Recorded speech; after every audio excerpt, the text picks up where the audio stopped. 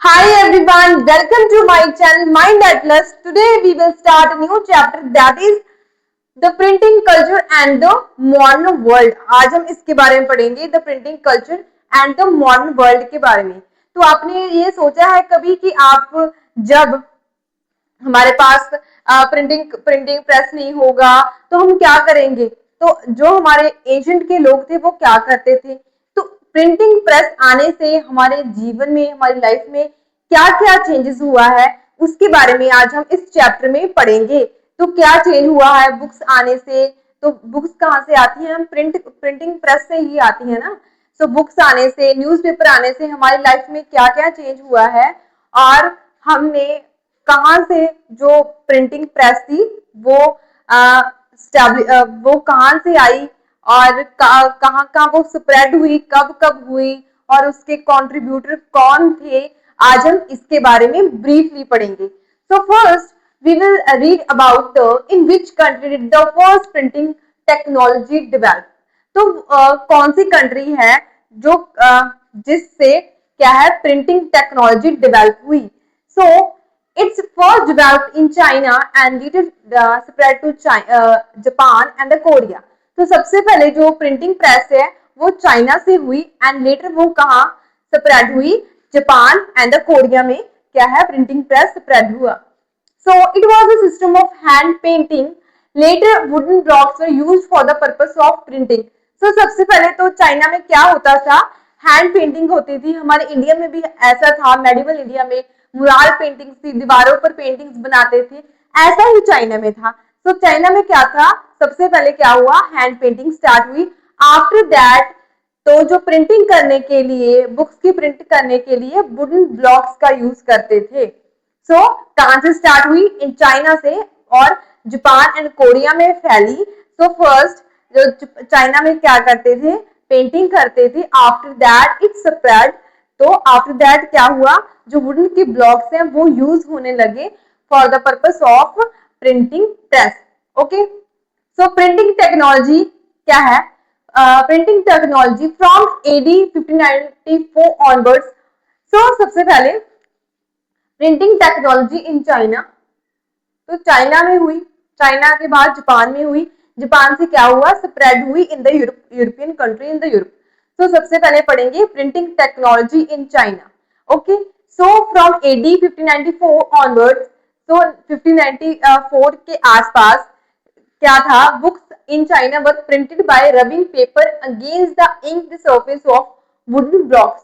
तो 1594 के आसपास क्या होता था? जो चाइना में जो बुक्स हैं वो प्रिंट की जाती थी, वो कैसे की जाती थी? By the rubbing paper. रब किया जाता था पेपर को किसके ऊपर?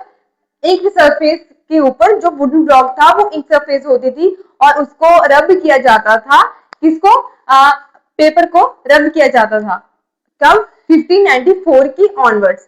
The imperial state in China was a very long time the major producer of printed material. तो जो चाइना है वो बहुत पहले से ही उनके यहाँ पर डेवलप हो गया था। प्रिंटिंग प्रेस टेक्नोलॉजी बहुत पहले से ही डेवलप हो गई थी। क्यों हो गई थी? बाय तो क्यों हो गई थी? The state official in imperial China were selected through civil service examination. तो जो चाइना में जो सिविल सर्वेंट्स हैं वो कैसे सिलेक्ट होते थे? जैसे आज हमारे इंडिया में यूपीएससी होता है, ऐसे ही चाइना में भी सिविल सर्विस एग्जामिनेशन होता था। तो सिविल सर्विस सर्वेंट बनने के लिए पढ़ना तो पड़ेगा। पढ़ने के लिए हमें बुक्स चाहिए, तो बुक्स कहाँ से आएंगी? तो हमें उसको प्रिंट करना पड़ेगा, प्रिंटिंग प्रेस से आएगी। तो प्रिंटिंग प्रेस तभी तो चाइना में बहुत पहले से डेवलप हो गई थी, वो टेक्नोलॉजी पहले से ही डेवलप हो गई थी। Okay, so urban culture in China also led to sharp increase in sale of printing books. जो अर्बन कल्चर है, अर्बन कल्चर डेवलप होने से चाइना में क्या हुआ? जो प्रिंटिंग बुक्स है उसकी जो पब्लिकेशन है वो इंक्रीज हो गई। क्यों हो गई? कि अर्बन जो एरिया में, अर्बन कल्चर में लोग रहते थे वो अपना फ्री टाइम्स में क्या करते थे? वो बुक्स रीड करते थे। इससे क्या हुआ? तो बुक्स की डिमांड बढ़ने से जो बुक्स की प्रोडक्शन भी इंक्रीज होगी। तो डिमांड इंक्रीज होगी तो प्रोडक्शन भी ऑब्वियसली इंक्रीज होगी। Okay, in the 19th century में क्या हुआ? The latest technique of printing came to China from the western countries and Shanghai become a new center of printing culture. तो 19th century के आसपास क्या हुआ, latest techniques of printing came to China. तो जो लेटेस्ट टेक्निक्स है printing की वो चाइना में आई, कहां से, वेस्ट कंट्री से। एंड आफ्टर दैट क्या हुआ, जो शंघाई है वो क्या बन गया, वो सेंटर बन गया प्रिंटिंग कल्चर का। तो ये था चाइना के बारे में। चाइना में क्या हुआ, चाइना में जो सिविल सर्वेंट्स हैं वो एग्जामिनेशन होता है एंड उसके लिए बुक्स चाहिए। तो क्या करेंगे, तो प्रिंटिंग प्रेस भी इंक्रीज होगी क्योंकि बुक्स की डिमांड बहुत है। तो इससे क्या हुआ, जो चाइना है वो बहुत पहले से ही क्या था, वो प्रिंटिंग कल्चर का हब था।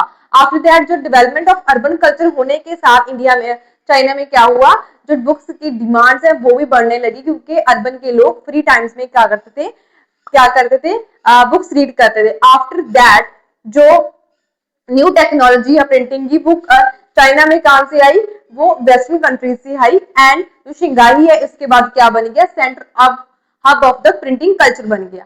सो नेक्स्ट है प्रिंटिंग इन जापान। तो जापान में प्रिंटिंग कैसे होती है, in Japan hand printing technology was introduced by Buddhist missionaries of China. तो चाइना में जो जापान में क्या है, जो हैंड प्रिंटिंग टेक्नोलॉजी है वो किसके द्वारा इंट्रोड्यूस की गई, वो बुद्धिस्ट मशीनरीज के द्वारा इंट्रोड्यूस की गई। कहां से आए थे वो, चाइना से। तो चाइना से जो बुद्धिस्ट मशीनरीज थी, जो बुद्धिस्ट प्रीच करते थे, जो बुद्धिस्ट स्प्रेड करते थे, वो लोगों ने क्या किया, जो जापान में क्या किया, जो प्रिंटिंग की टेक्नोलॉजी है वो स्प्रेड की, इंट्रोड्यूस की। The Buddhist Diamond Sutra was the oldest Japanese book which was printed in AD 8068। जो बुद्धिस्ट डायमंड सूत्रा क्या है, एक बुक है बुद्धिस्ट की जो बहुत ही पुरानी बुक्स मानी जाती है। वो कब पब्लिश हुई थी, 8068 AD में। कहां पर, जापान में। सो लेटर पिक्चर और प्रिंटेड ऑन पेपर मनी। तो आफ्टर दैट क्या हुआ, चाइना में डेवलप होने से, प्रिंटिंग प्रेस डेवलप होने से, जो पिक्चर्स हैं वो पेपर्स के ऊपर, जो पेपर मनी होती है हमारा जैसे 500 का नोट है उस पे ऐसे होने लगी। सो प्लेइंग कार्ड्स ऑन टेक्सटाइल। तो जो टेक्सटाइल पे ऊपर पिक्चर्स बनने लगी प्लेइंग कार्ड्स की। After that during the medieval period books were regularly published by writers and poets. तो मेडिवल पीरियड्स में क्या हुआ, जो बुक्स हैं वो पब्लिश होने लगी by the poets. Okay, during the late 18th century में क्या हुआ, in present day Tokyo with the blooming urban culture many painting involve. तो जो 18th सेंचुरी है, टोक्यो में क्या है, ब्लूमिंग अर्बन कल्चर होता है, ब्लूमिंग सीजन होता है, ऐसे ही वहां पर टोक्यो में बहुत ही वाइडली सेलिब्रेट किया जाता है। Tokyo with the blooming urban culture many painting involving artist. तो इसके लिए, उसको शो करने के लिए क्या हुआ, बहुत सारे आर्टिस्ट ने पेंटिंग बनाई, कोटसन बनाई, court cultures and tea houses gathering came to depicted. तो जो आर्टिस्ट थे वो उन्होंने क्या किया, जो कह सकते हैं जो गैदरिंग थी, टी गैदरिंग को बहुत ही अच्छे से गैदरिंग को बहुत ही अच्छे से डिपिक्ट किया on the painting. Okay, there were also book on instrument famous places, tea ceremonies, flower arrangement and the cooking. बहुत सारी बुक्स हैं जो आर्टिस्ट ने पब्लिश की ऑन द, किस पर बेस्ड थी, वो टी सेरेमनीज के ऊपर बेस्ड थी and flower arrangement and cooking के ऊपर बेस्ड थी। And Ukiyo was a form of art which developed in Japan.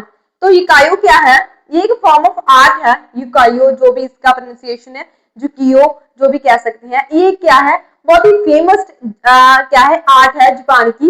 It dealt with the depictions of common and simple human expressions. ये क्या है, ये किससे डील करती है, simple and common expressions of the human being, जैसे happy, sad या ऐसे वाले जो इमोशन है उसको बहुत ही अच्छे से डिपिक्ट करती है।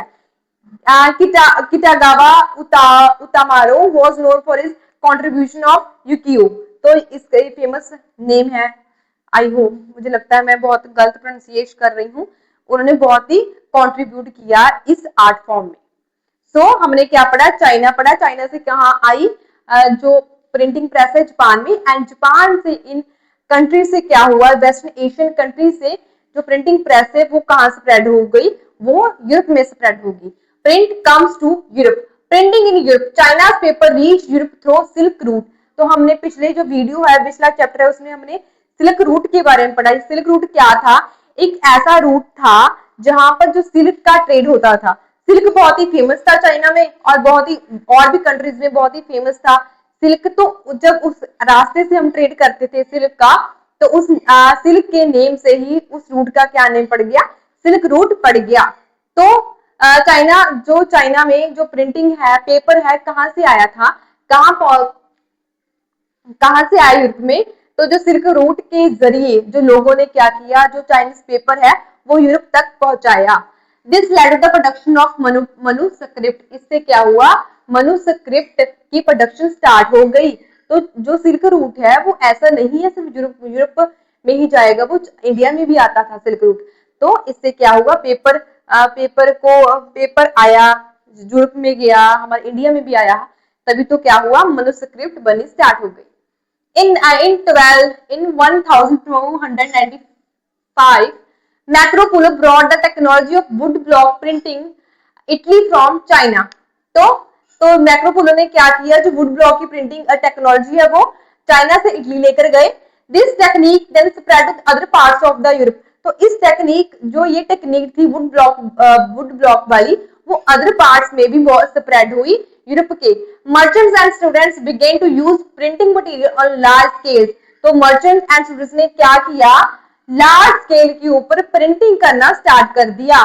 Gradually demand for books increase, तो बुक्स की डिमांड इंक्रीज हो गई। And book sellers in Europe begin to export printing books in large numbers. तो यूरोप के जो बुक्स के एक्सपोर्टर्स ने क्या किया? लार्ज नंबर पर क्या किया? बुक्स को एक्सपोर्ट करना स्टार्ट किया। However, handwriting, manuscript and wood block technology were not enough to meet the growing demands of to the people. जो कह सकते हैं, जो लोगों ने बहुत डिमांड करना स्टार्ट कर दिया बुक्स का। क्यों? क्योंकि फ्री टाइम से बुक्स को रीड करते थे। तो जो हैंड राइटिंग बुक्स है एंड जो वुड ब्लॉक टेक्निक्स से बनती हुई बुक्स है, वो जो ग्रोइंग डिमांड्स है बुक्स की, उसको मीटअप नहीं कर पा रहे थे। तो Johann Gutenberg develop first printing press in 1430। तो क्या हुआ? जो जोहन गुटेनबर्ग है, उन्होंने क्या किया? 1430 में फर्स्ट प्रिंटिंग प्रेस को डेवलप किया, which gradually change printing technology in Europe. तो उससे क्या हुआ? यूरोप में बहुत ही बड़ा बदलाव आया by the printing technology. The Bible was first book which was printed by him. तो उसने कौन सी बुक पब्लिश की थी? बाइबल पब्लिश की थी किसने? जॉन गुटेनबर्ग ने। उसने ही डेवलप किया था printing press by 1430। Printing presses were set up in several parts of the world by 1550। तो जो 1550 के आसपास जो प्रिंटिंग प्रेस है वो सभी एरियाज में, सभी जगह स्प्रेड हो गई। And production of printing books start. तो इससे क्या हुआ? ऑब्वियसली जो प्रिंटिंग प्रेस इंक्रीज होगी तो प्रोडक्शन ऑफ बुक्स की भी इंक्रीज होगी। तो shift from hand printing to mechanical printing led to print revolution. तो इससे क्या हुआ? जो हैंड राइटिंग से क्या हुआ? मैकेनिकल प्रोडक्शन हो गई, मशीन के द्वारा प्रिंटिंग स्टार्ट हो गया। और ये क्या हुआ? इससे क्या लेड हुआ?